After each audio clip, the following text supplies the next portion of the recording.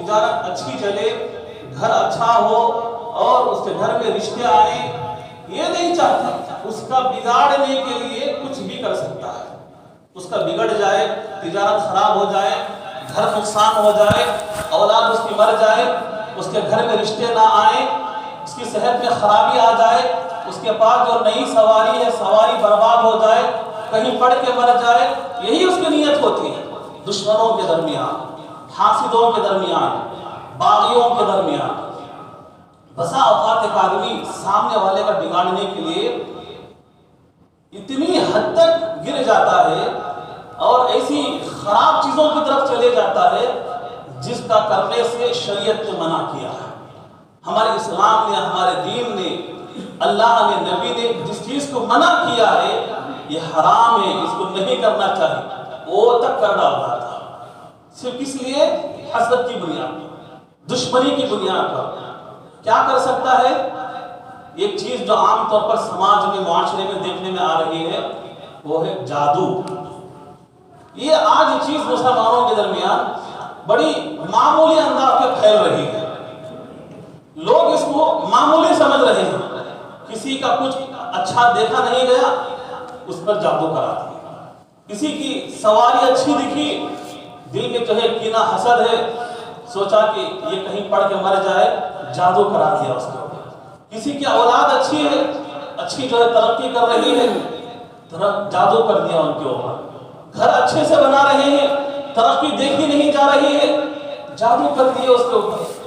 اپنے گھر کی لڑکی، رشتے نہیں آ رہے ہیں، سامنے والے کے گھر کے اندر بھی لڑکیاں ہیں، اچھے سے اچھے رشتے آ رہے ہیں، جادو کر دیا ان کے اوپر۔ یہ جادو یہ ایسی چیز ہے آج لوگ اس کو معمولی سمجھ گئے ہیں، اس کے اوپر لوگ اس کو سستے میں لے رہے ہیں، جبکہ شریعت کی نگاہ میں اس کا مقام جانتے ہیں، کبیرہ گناہوں میں اس کا شمار ہے۔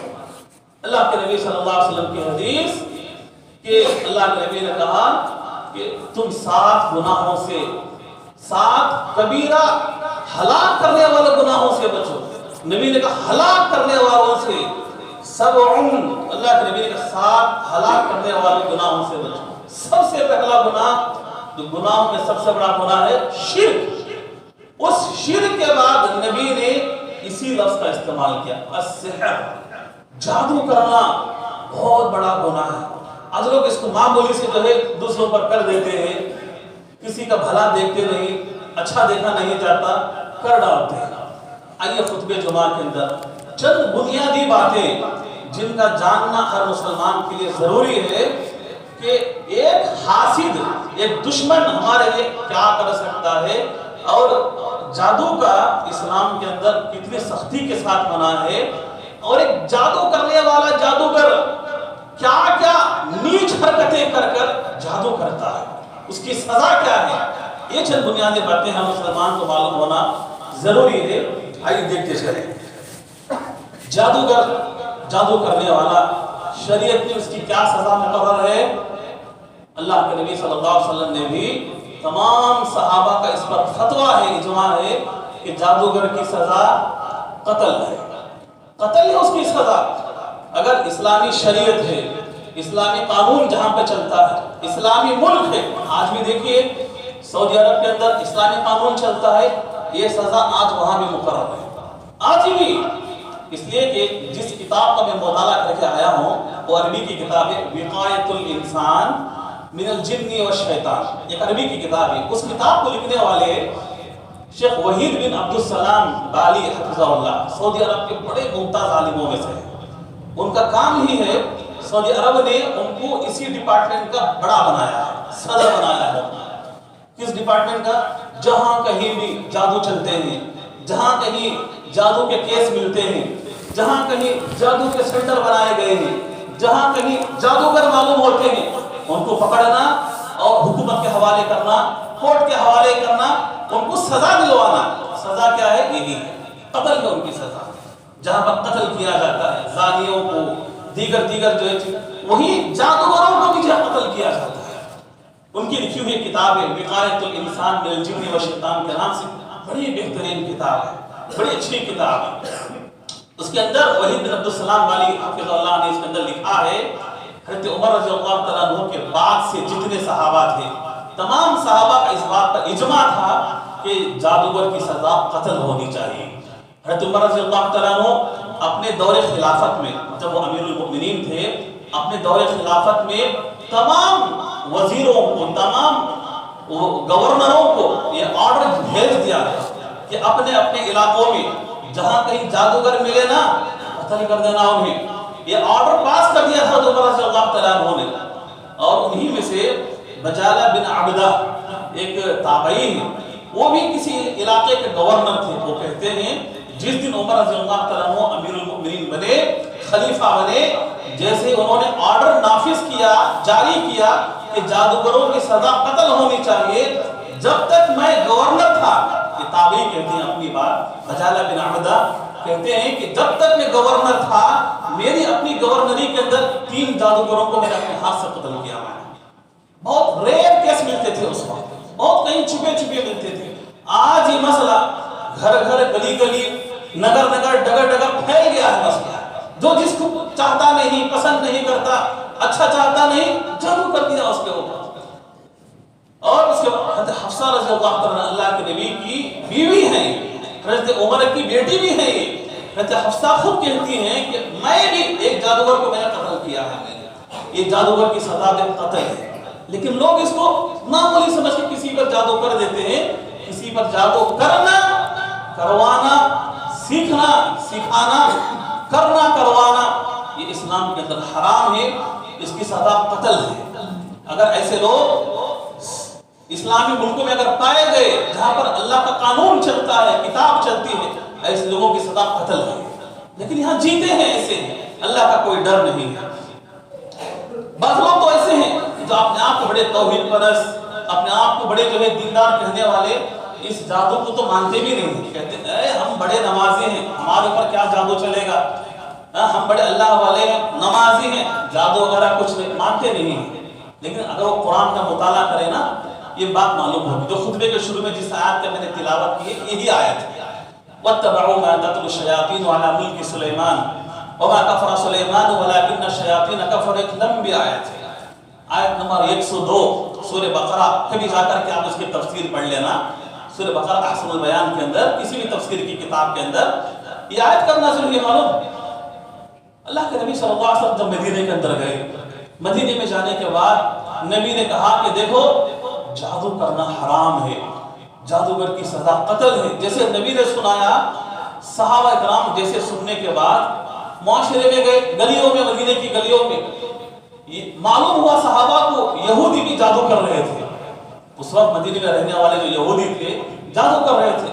صحابہ نے سمجھایا جادو کرنا حرام ہے، اس کی سزا قتل ہے، اس کی نہیں کرنا چاہیے، اس کی یہ جادوگر حرام ہے۔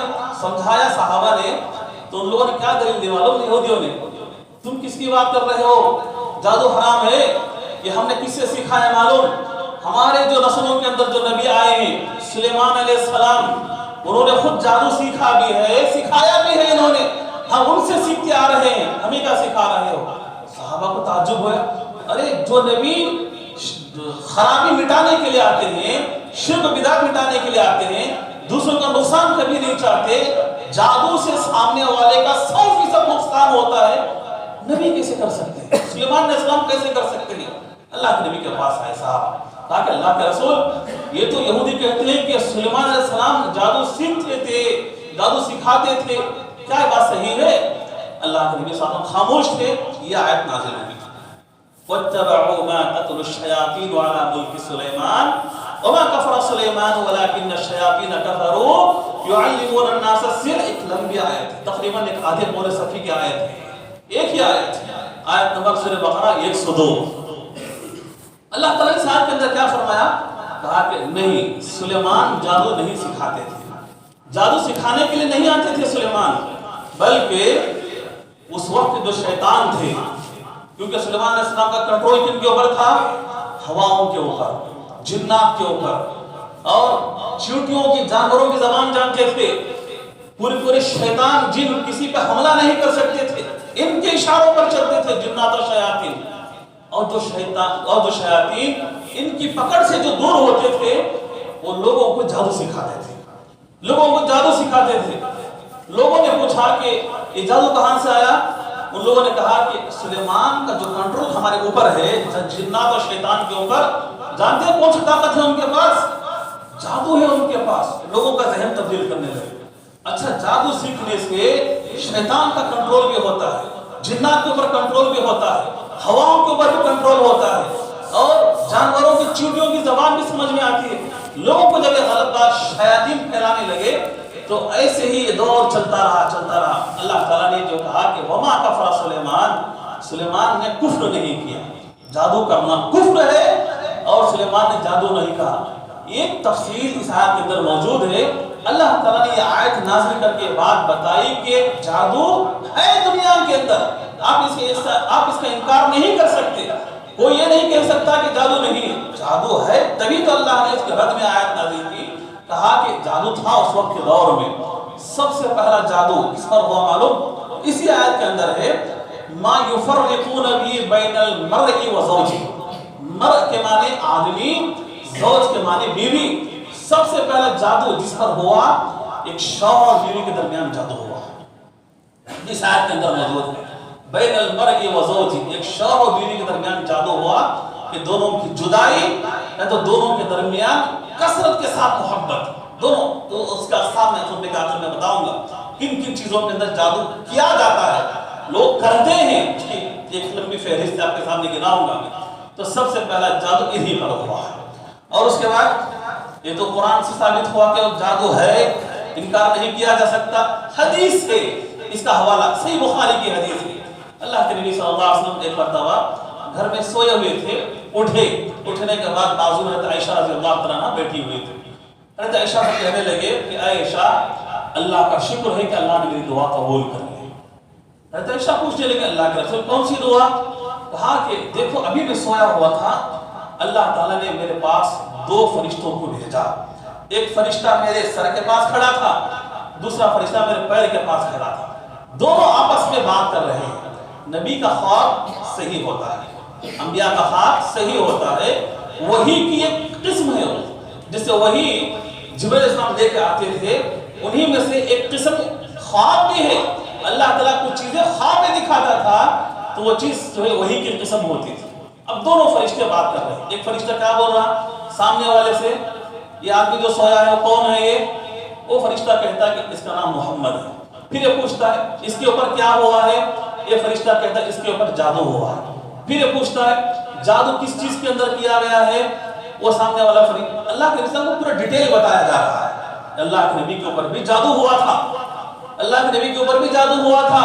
एक यहूदी था जिसका नाम था लबीद इब्ने आसम। लबीद इब्ने आसम यहूदियों को बहुत बड़ा जादूगर था। अल्लाह के नबी सल्लल्लाहु अलैहि वसल्लम पर उसने जादू कर दिया था। अब अल्लाह के नबी सल्लल्लाहु अलैहि वसल्लम को बताया जा रहा है किसने किया, किस चीज के अंदर जादू किया गया? कहते हैं कि नबी के बालों में जादू किया गया है। देखो जादूगर कभी भी जादू करता है ना, हमारे अपने जिस्म की कोई चीज होती है तब जाकर के जादू होता है। मिसाल के तौर पर हमारे बाल हैं, जिस्म से लगे हुई चीज है, हमारे नाखून हैं, हमारे चमड़ा है, हमारा खून है, हमारे कपड़े हैं, हमारे चप्पल हैं, हमारे अंदर पहनने वाली बनियान, ऐसी चीजें जो हमसे लगी हुई होती हैं, जो हमारे इस्तेमाल में होती हैं, ऐसी चीजों पर जादू होता है। इसलिए अपनी चीजों की हिफाजत होनी चाहिए। हर आने जाने वाले पर भरोसा नहीं किया जा सकता।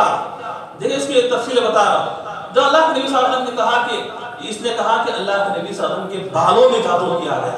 कहा कि किन किन चीजों में? बाल लेकर के अल्लाह के नबी के कंघी में बांध करके खजूर के खोशे में किसी कुएं के अंदर छुपाया गया है। फिर वो शख्स, दूसरा फरिश्ता पूछता है कौन सा कुआं? बीरे ज़रवान, कुएं का नाम, एरिया का नाम जैसे होता है ना, महलों के नाम, ऐसे कुएं का नाम था बीरे ज़रवान, उसके अंदर रखा गया है। किसने किया है? लबीद इब्ने आसम ने किया है। अल्लाह के नबी सल्लल्लाहु अलैहि वसल्लम जो है उठे, नींद से बेदार हुए, हज़रत आयशा से कहने लगा ए आयशा, अल्लाह ने मेरी दुआ कबूल कर ली है, अल्लाह ने मेरी दुआ कबूल कर ली है। उठे अल्लाह के नबी सल्लल्लाहु अलैहि वसल्लम, सहाबा में से एक सहाबी का नाम आता है अली रज़ियल्लाहु तआला अन्हु, उनके साथ दीगर सहाबा को भी नबी साहब हुक्म देते हैं कि अली जाओ। जाने के बाद खुद अल्लाह के नबी भी कुएं के पास गए थे। जाकर के हदीस के अल्फाज हैं कि वहाँ का एरिया खुद चेंज हो गया था, अंधेरा अंधेरा छाया हुआ था। وہ کنویں کا پانی ایک حدیث کے مطابق سرخ ہو گیا تھا، لال ہو گیا تھا پانی جادو کے اثر کی وجہ سے۔ ایک دوسری روایت کے مطابق وہ پانی ہرے رنگ کا ہو گیا تھا جادو کے اثر سے، اور وہاں کے آس پاس کے جو کھجور کے درخت تھے اس کے خوشے، کھجور کے خوشے ایسے لگ رہے تھے جیسے کہ شیطان کے سر ہیں، یعنی ڈراؤنی منظر ہو گیا تھا وہاں۔ اللہ کے نبی صلی اللہ علیہ وسلم صحابہ کو بتا کر کے واپس آ گئے، تو صحابہ کنویں میں اترے، نکالے ان چیزیں کو اور جلا کے ختم کر دیا۔ نبی صلی اللہ علیہ وسلم کے بال کیسے ملے؟ اس وقت اللہ کے نبی فرماتے ہیں کہ وہاں پر ان کے گھر میں چھوٹی بچی آیا جایا کرتی تھی نبی کے گھر میں، وہ لبید ابن عاصم اس بچی کا استعمال کیا، بچی کو بہلا پھسلا کر کے کہا کہ جاؤ نبی کے گھر کے اندر کہیں بال پڑے ہوئے تو لے کر کے آ جانا۔ وہ بچی گئی، نبی صلی اللہ علیہ وسلم کے بال کہیں گرے ہوئے تھے، لا کر کے دے دی، اس نے نبی پر جادو کر دیا۔ دیکھیں یہ جادوگر جب ہمارے پر جادو کرتا ہے نا، ہماری اپنی چیز ہوتی ہے ورنہ جادو کا اثر نہیں ہوتا، یا تو وہ چیز کھلا دی جاتی ہے، ہمارے اوپر ڈال دی جاتی ہے، یا پلا دی جاتی ہے، ہمارے اپنے جسم کی کوئی چیز ہوتی ہے۔ آج گھروں کے اندر کیا ہے، ایسی چیزوں کی حفاظت ہونی چاہیے۔ اب اس کا مطلب یہ بھی نہیں کہ ہر آنے جانے والے پر کڑی نگاہ رکھنا، کسی رشتہ دار کو آنے نہیں دینا، ہر آنے والے سے پوچھنا، یہ بھی غلط ہے۔ اپنی احتیاط ہم رکھیں، ایسی چیزوں کو جو ہے یوں ہی نہ پھینکیں، اور دن کے اجالے میں بھی آنکھ کھول کر کے رکھیں، کون ہمارے ساتھ دشمنی کر سکتا ہے۔ تو یہ حدیث سے، صحیح بخاری کی حدیث سے اللہ کے نبی صلی اللہ علیہ وسلم پر جو جادو ہوا تھا، یہ بھی دلیل ہے کہ جادو برحق ہے۔ اس کے بعد بس اوقات لوگ جو ہے کچھ بیمار ہو جاتے ہیں، طبیعت ٹھیک نہیں ہوتی، کچھ جو ہے طبیعت خراب ہونے لگتی ہے، تو لوگوں کے پاس جاتے ہیں اپنے علاج کے لیے۔ یہ بنیادی چیز ہے، علاج کرنے کے لیے جاتے ہیں۔ اب کون عامل ہے، کون ظالم ہے، کون دشمن ہے، کون جادوگر ہے، کون عالم ہے، کچھ پتہ نہیں، صرف چہرہ مہرہ دیکھ کر چلے جاتے ہیں۔ چہرے سے داڑھی ہے، سر پہ ٹوپی ہے، یا پھر میٹھی میٹھی باتیں کرنے والا ہو، ہر آنے جانے والے کو جو ہے عامل سمجھ جاتے ہیں۔ یہ چیز غلط ہے، یہ چیز غلط ہے، اس کی بھی پرکھ ہونی چاہیے۔ جیسے ہم ڈاکٹروں کے پاس جانا ہو تو پہلا اس کا ڈیٹا دیکھتے ہیں، کس کے اندر ماہر ہے، کیا ہے بچوں کا ڈاکٹر ہے کہ دل کا ڈاکٹر ہے کہ یہ جو ہے اسکن ڈاکٹر ہے، کون سا ڈاکٹر۔ تو ایسے جو ہے شیخ وحید بن عبد السلام بالی رحمۃ اللہ نے اس کتاب کے اندر کچھ نشانیاں بیان کی ہیں، ان نشانیوں کے ذریعے سے پہچانا جا سکتا ہے کہ یہ صحیح حقیقت میں عامل ہے، عمل کرنے والا ہے، یا پھر جادوگر ہے۔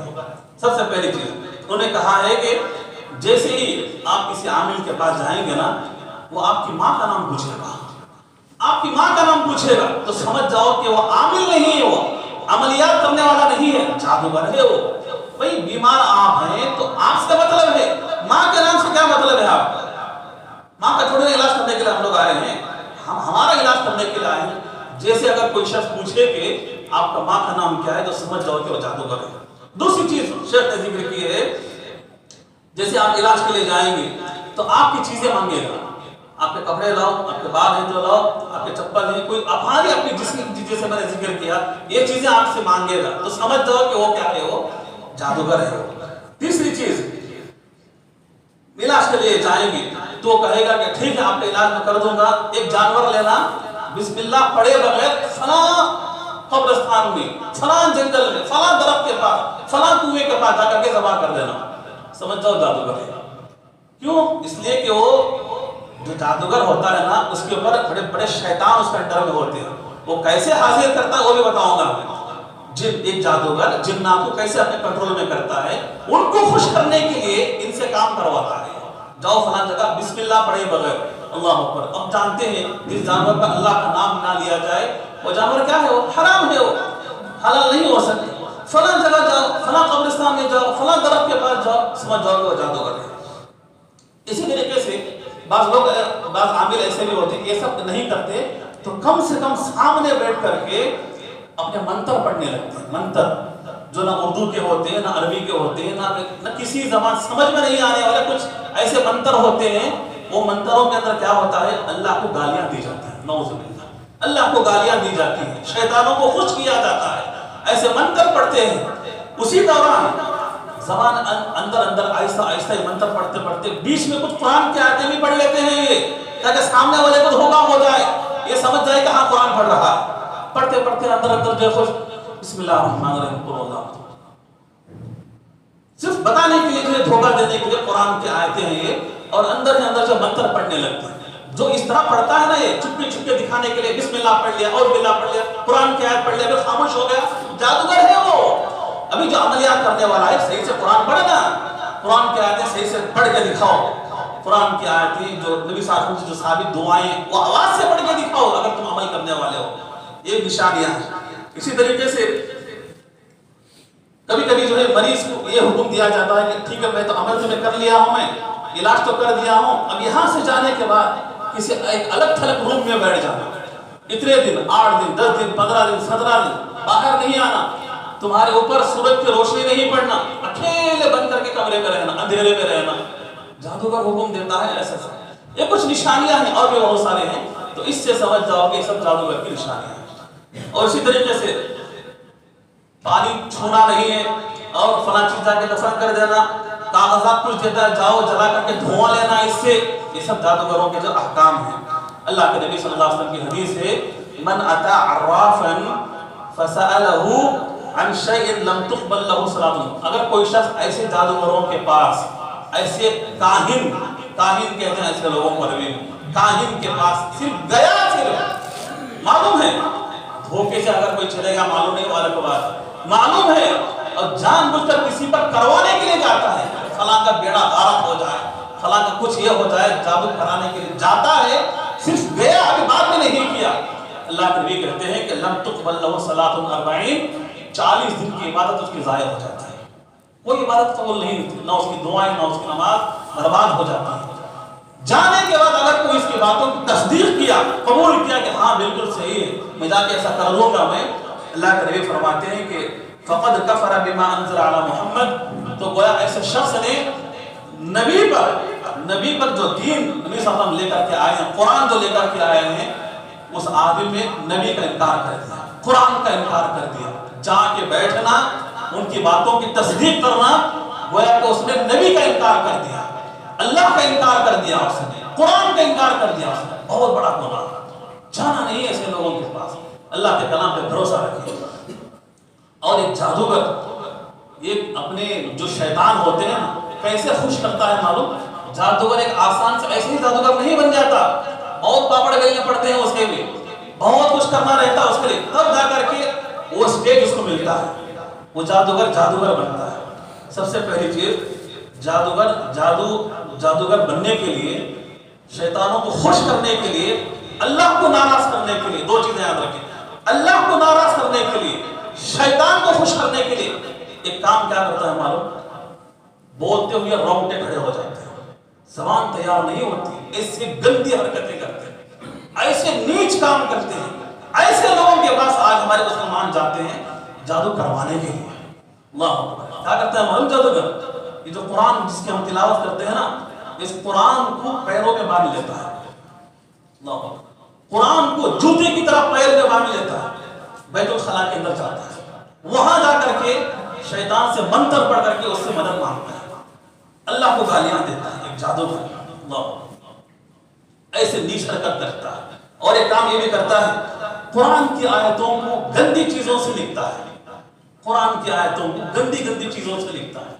ایک کام ایک اور کرتا ہے، قرآن کی آیتوں کو استغفر اللہ حیض کے خون سے لکھتا ہے، اللہ، اور نا زبان تیار نہیں ہوتی بتانے کی، ایسے نیچ اور گندی حرکت کرتا ہے، تب جا کر کے شیطان خوش ہوتا ہے، اللہ ناراض ہوتا ہے۔ حیض کے خون سے قرآن کی آیتیں لکھتا ہے، کبھی کبھی پیشاب سے قرآن کی آیتیں لکھتا ہے، اور بسا اوقات کچھ تو ایسے ہوتے ہیں سورۃ الفاتحہ کو الٹا لکھتے ہیں، اسی لیے حدیث کے اندر منع ہے، قرآن کبھی الٹا نہیں پڑھنا ہے، الٹی آیتیں، بس لوگوں کو جو ہے سکھایا جاتا ہے قرآن کی آیتیں، قرآن سمجھ کے یاد کر لیتے ہیں، کسی آیت جیسے سورہ فاتحہ ولا الضالین غیر المغضوب اہدنا الصراط المستقیم، ایسے الٹی آیتیں پڑھنا، یاد کرنا، لکھنا اور بڑا گناہ ہے، جادوگروں کا کام ہے، اللہ سے ناراض ہوتا ہے، اس سے شیطان خوش ہوتا ہے، اس سے نہیں کرنا چاہیے۔ اسی طریقے سے بغیر وضو کی نماز پڑھنا، اللہ ناراض ہوتا ہے، شیطان خوش ہوتا ہے اس کام سے۔ اور اسی طریقے سے ہمیشہ یہ لوگ حالت جنابت میں رہتے ہیں، حالت جنابت، بیوی کے ساتھ ہم بستری ہوئی، نہانا غسل ہے، فرض ہے، واجب ہے، نہاتے نہیں ہیں، برسوں برس گزر جاتے ہیں، پانی کے قریب تک نہیں آتے. گندے لوگ ہیں، گندے لوگ جو گھروں کے پاس آتے بھی ہیں مانگنے، یہ بہانہ لے کر کے گھروں کے پاس مانگنے کو جاتے ہیں. بڑی خراب نگاہ ہوتی ہے. ہم لوگ بچوں کو بھیج دیتے ہیں کچھ خیرات کرنے کے لیے، دینے کے لیے، اپنی عورتوں کو بھیج دیتے ہیں. بڑے گندے لوگ ہوتے ہیں، قریب نہیں جانے دینا ایسے لوگوں میں، بڑے غلیظ لوگ ہوتے ہیں. اور اس کے بعد ستاروں کو سجدہ کرتے ہیں، خود اپنی ماں اور بیٹی سے زنا تک کر لیتے ہیں. ایسی گندی حرکتیں کرنے کے بعد اللہ پوری طریقے سے ناراض ہو جاتا ہے، شیطان پوری طرح خوش ہوتا ہے. جو جتنی زیادہ گندی حرکت کرتا ہے وہ شیطان اتنا زیادہ اس سے قریب ہوتا ہے. اور اس کے بعد یہ جادوگر جو کچھ کرنا چاہتا ہے سامنے والے سے وہ پورا کام کر لیتا ہے اور شیطان پوری اس کی مدد کرتا ہے. تب جا کر کے جادوگر جادو بنتا ہے، جادوگر بنتا ہے. اور بھی اس کی بہت ساری قسمیں ہیں، باتیں ہیں کہ کن کن چیزوں کے اندر جادو کیا جاتا ہے اور جادو سے بچنے کے لیے کون کون سی قرآنی آیتیں ہیں. انشاءاللہ کبھی وقت ملا، زندگی باقی رہی تو انشاءاللہ اسی سے تعلق رکھنے والا دوسرا خطبہ بھی آپ کے سامنے بیان کیا جائے گا. اللہ تعالیٰ سے دعا ہے کہ اللہ تعالیٰ ہم مسلمانوں کو اپنے ایمان کی حفاظت کرتے ہوئے، توحید پر قائم رہتے ہوئے، جادو جیسی بری بلا سے، بری چیز سے اللہ تعالیٰ ہم سب کی حفاظت فرمائے. اللہ تعالیٰ ہمارے دین کی حفاظت فرمائے، ایمان کی حفاظت فرمائے. اقول قولی ھذا استغفر اللہ ولکم ولسائر المسلمین واستغفروا انہ هو الغفور الرحیم.